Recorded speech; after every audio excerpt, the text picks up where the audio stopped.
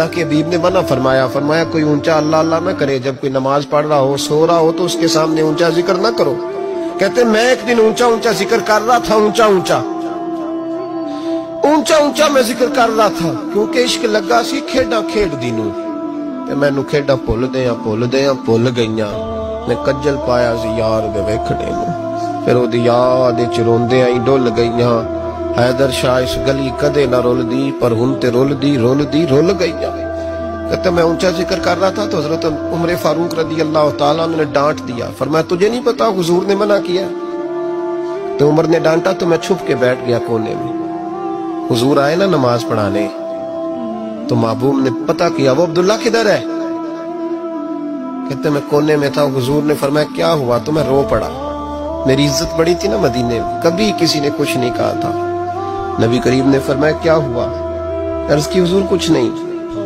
پھر بھی بتاؤ؟ کہتے میں رو پڑا، میں نے کہا یا رسول اللہ میری غلطی تھی تو سیدنا فاروق اعظم نے ڈانٹ دیا ہے۔ فرمایا ہوا کیا؟ یا رسول اللہ میں اونچا ذکر کر رہا تھا، اور بات بھی ٹھیک ہے، کچھ لوگ قریب نماز پڑھ رہے تھے، حضرت عمر نے منع کیا، نبی کریم علیہ السلام نے فرمایا بلاؤ نہ ذرا عمر کو۔ خود قانون حضور نے بنایا ہے کہ اونچا ذکر نہ کرے جب کوئی نماز پڑھ رہا، بلاؤ نا عمر کو۔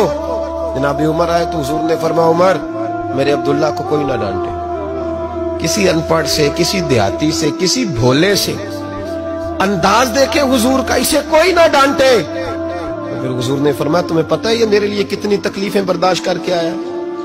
صحابہ فرماتے ہیں یہ خوش نصیب ہے جس کی روح بھی محبوب کے ہاتھوں میں نکلی۔ اور جب جنازہ اٹھا تو حضور کی داڑھی سے ہم نے آنسوؤں کے قطرے ٹپکتے دیکھے۔ مدینے میں رواج تھا کہ قبر میں قریبی عزیز اتارا کرتے تھے، پر ان کا تو مدینے میں رشتہ دار ہی کوئی نہیں تھا۔ حضرت عمر فاروق اور جناب ابوبکر صدیق کہنے لگے ہم قبر میں اتارتے۔